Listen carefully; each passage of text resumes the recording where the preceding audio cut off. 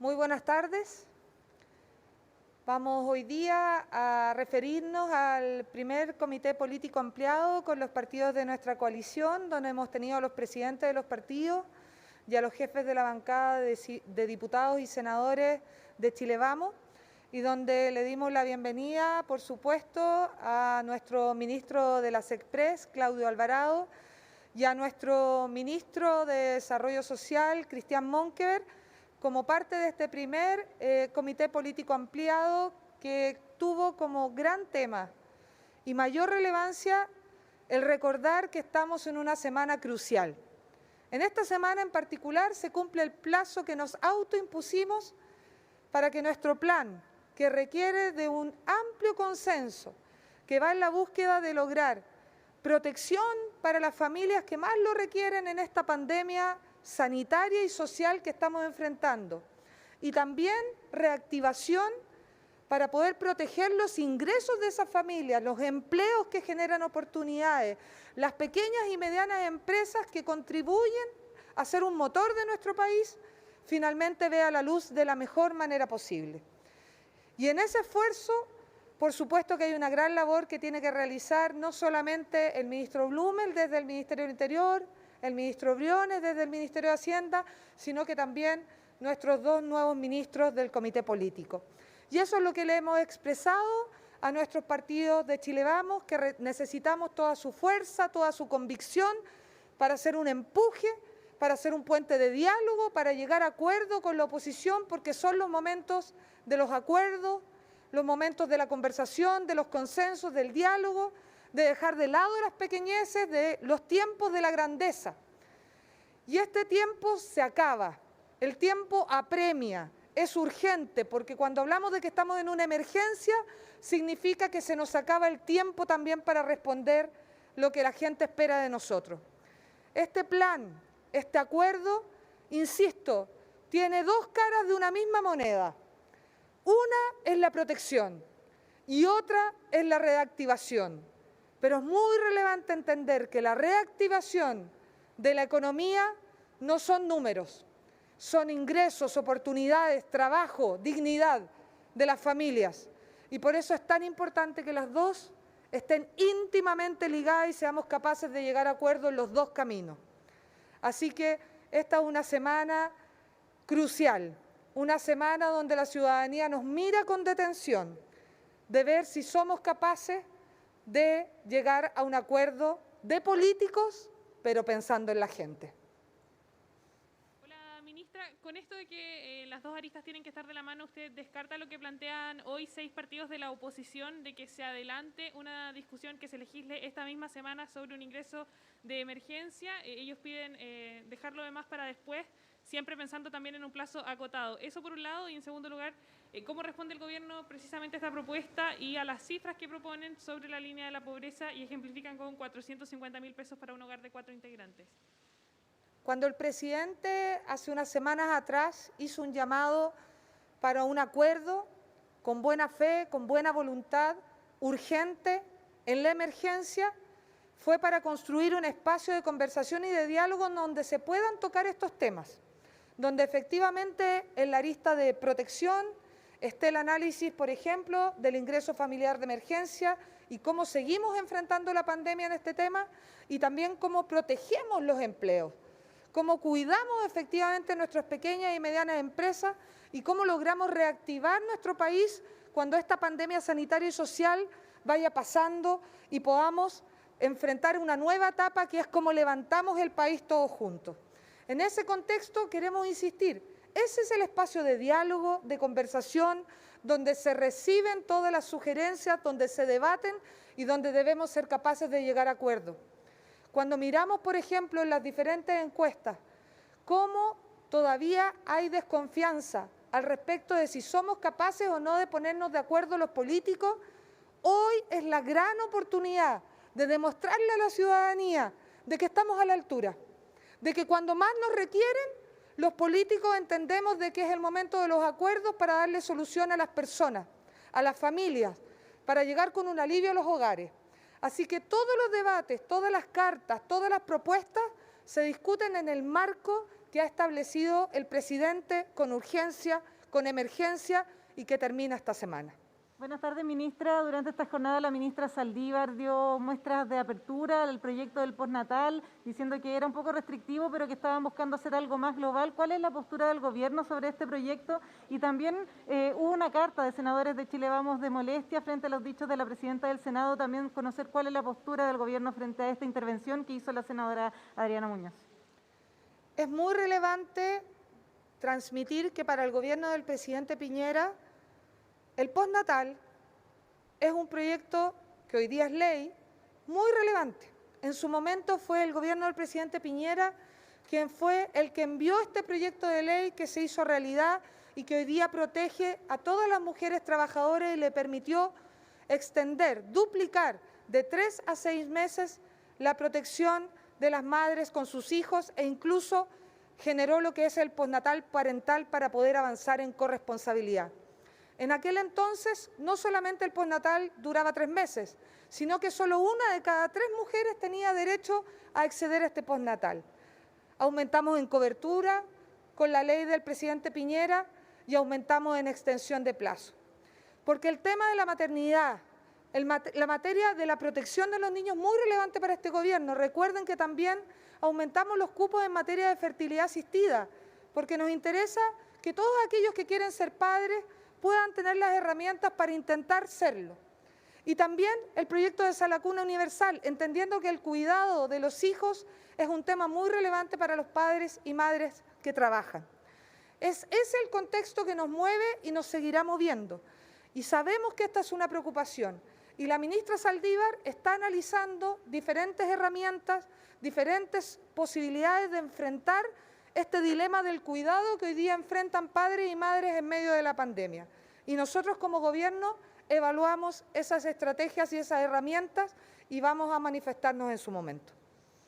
Buenas tardes, ministra. Hay bastantes cuestionamientos con respecto al ministro Jaime Mañalich, esto tras la rectificación de las cifras que se dio a conocer ayer, donde, claro, hubo más de 600 personas fallecidas, muertos que no fueron contabilizados. Los cuestionamientos van por qué se esperó tanto tiempo para realizar esta nueva metodología. Algunos de la oposición, incluso la vicepresidenta de la ADC, Carmen Frey, pide la renuncia del ministro. Quería preguntar por ese hecho, si es factible, qué le parece estas peticiones y cómo evalúa finalmente y cuál es la respuesta del gobierno con que se haya cambiado esta metodología después de 3 meses de la pandemia. El ministro Mañalich y el ministro de Ciencia hoy han explicado nuevamente por qué hemos realizado un cambio de metodología para poder avanzar en aras de la transparencia, de la información, en aras de hacer más específicos y más estrictos todos los estándares en materia de información de contagiados y de fallecidos, porque sabemos que detrás de un fallecido no hay una cifra, sino que hay una familia, hay personas, hay algo mucho más que un número. Y es en ese contexto de avanzar en aras de la transparencia, con las recomendaciones de la Organización Mundial de la Salud y del Comité de Expertos, es que hemos hecho este cambio metodológico, que es lo que corresponde realizar para que efectivamente nuestros estándares estén a los más altos niveles de transparencia que amerita un país tan serio como el nuestro. ¿Y sobre las peticiones de renuncia al ministro? Nosotros nos gustaría efectivamente escuchar más solicitudes de colaboración, de aporte, de ayuda, de cómo poder superar esta pandemia. Es el momento de la grandeza, no el momento de la pequeñez. Ministra, buenas tardes. En menos de una semana, en realidad, hemos tenido a 2 ministros que se han, de alguna forma, desmarcado de videos o campañas que ha difundido el propio gobierno. Pasó con la ministra Santelice y un desafortunado video del Ministerio de la Mujer. Y hoy día, cuando se le preguntó al ministro de Salud respecto a un nuevo video de campaña, donde de alguna forma se traspasa también la responsabilidad de la ciudadanía, él dice que no lo había visto. Se lo pregunta a usted como vocera, ¿falta mayor coordinación con los propios ministros o autoridades de cada cartera al momento de lanzar un video? Y segundo, ¿de dónde sale este video que conocimos del día de ayer? Lo primero que quiero decir al respecto del video que tiene el gobierno en esta nueva etapa comunicacional es que es un nuevo video de muchas campañas que nosotros hemos ido realizando a lo largo de esta pandemia. Es muy relevante entender de que cuando uno realiza campañas comunicacionales tiene que llegar a diferentes públicos, tiene que llegar a diferentes corazones, diferentes sensibilidades para poder tocar la tecla exacta que motive a esa persona a cumplir las medidas sanitarias y hacer los mayores esfuerzos para que nos cuidemos entre todos. Y es así como partimos con una campaña muy masiva que mostraba qué era el coronavirus y cuáles eran las medidas que teníamos que tomar en materia de higiene. Lavado de manos, aislamiento social, no saludarnos de beso y abrazo y cambiar muchos de los hábitos que teníamos.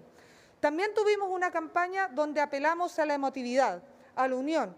Y ustedes recordarán un video muy sensible que incluso tocaba los temas de nuestros triunfos y nuestra unión, por ejemplo, en temas de la selección chilena.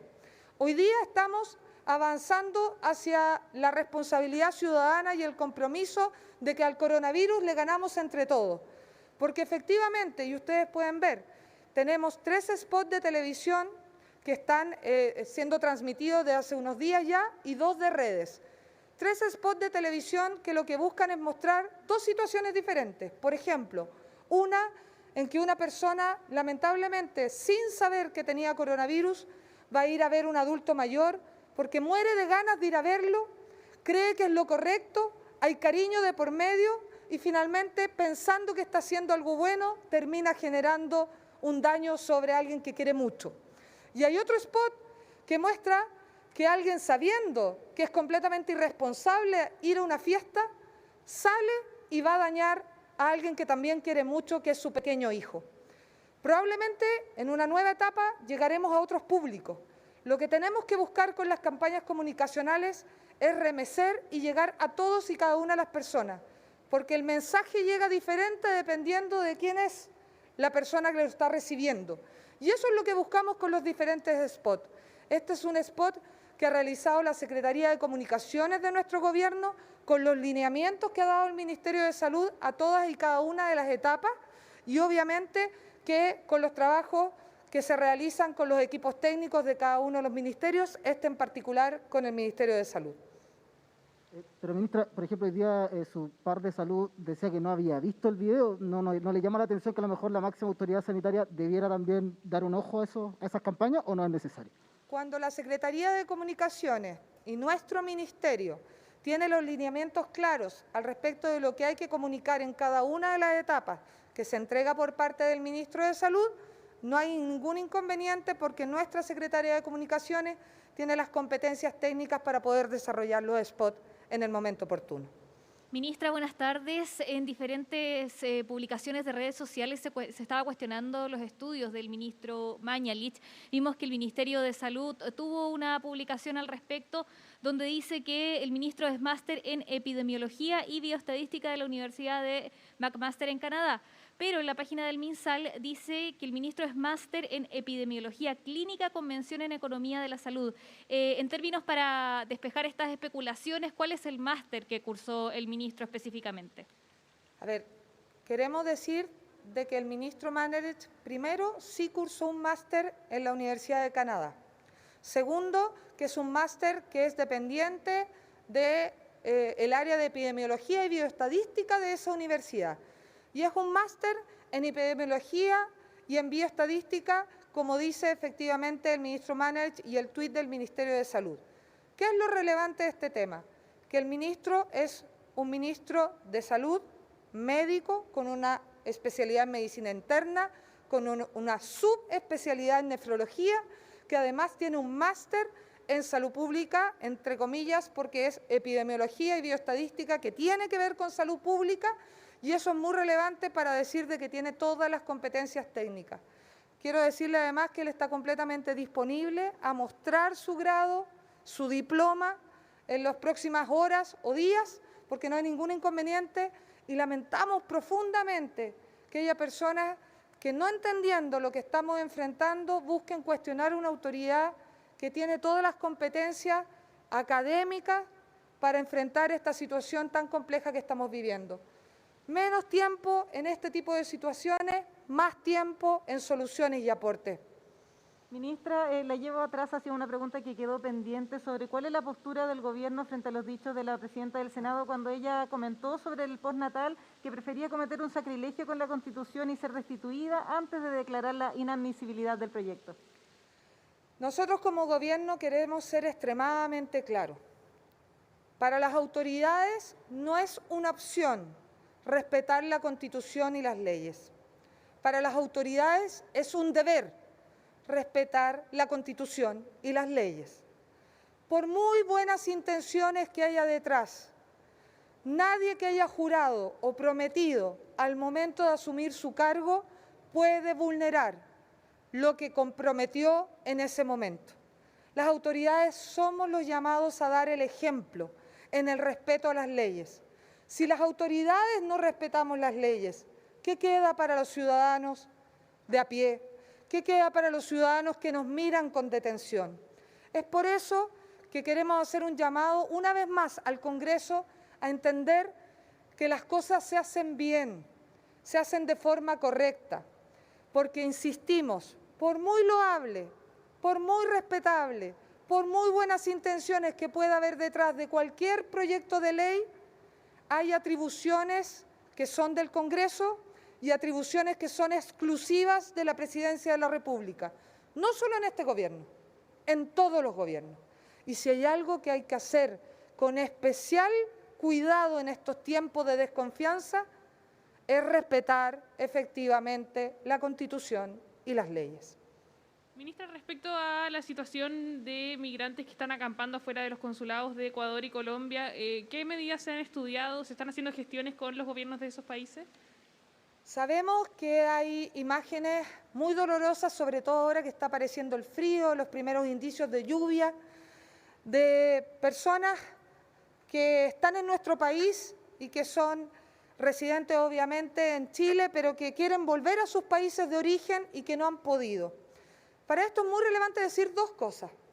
Primero, que nuestro país en esta pandemia mantuvo sus fronteras abiertas para recibir a los chilenos que estaban fuera y a los extranjeros residentes y que pudieran volver en medio de esta pandemia. Hubo países que, a diferencia de nosotros, cerraron sus fronteras y no han permitido que sus connacionales, que sus compatriotas puedan volver en estos momentos adversos. Por lo tanto, lo primero es destacar cómo Chile mantuvo sus fronteras para su gente, que no lo hicieron todos los países. Lo segundo es decir que nosotros creemos que es de toda humanidad que los países abran las fronteras para recibir a sus compatriotas. Y hemos hecho diferentes gestiones a través de Cancillería y las seguiremos haciendo. Y hemos abierto efectivamente albergues, residencias y lugares para que esas familias puedan estar en mejores condiciones, porque muchos de ellos no están en condiciones que son adecuadas para subsistir varios días.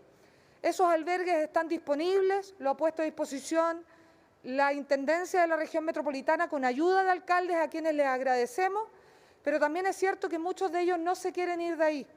¿Y saben por qué no se quieren ir de ahí? Porque sienten que si se salen del frente del consulado no van a lograr ejercer la presión para que le abran la frontera. Y nosotros creemos, y este llamado lo hacemos con fuerza y convicción, a que es necesario abrirlas para poder devolver a esos ciudadanos que quieren volver a su hogar, que quieren volver a su patria, y que es lo que corresponde en este momento tan difícil. Así que vamos a insistir a través de la Cancillería para que se abran las fronteras, vamos a realizar todas las gestiones que de nosotros dependa para poder ayudar que puedan retornar, y mientras se logre ese proceso, ojalá estén en las mejores condiciones posibles. Ministra, lo quiero llevar a otro tema. Hace pocos minutos conocimos a través de una publicación de La Tercera que por primera vez un juzgado de familia reconoce los derechos de dos mujeres sobre sus hijos, los derechos filiativos de dos mujeres. Para muchos ya es calificado como un fallo histórico. Yo no sé si usted conocía el caso de esta familia, de una cientista política, Gigliola Di Gianmarino, y su pareja Emma de Ramón. Más allá de la historia misma, yo no, insisto, no sé si la conoce, esto fue reciente, pero es histórico. Por primera vez se reconoce, insisto, los derechos filiativos de dos mujeres con su hijo. ¿Cómo lo reciben como ejecutivo? Usted ha sido una fiel defensora de la diversidad.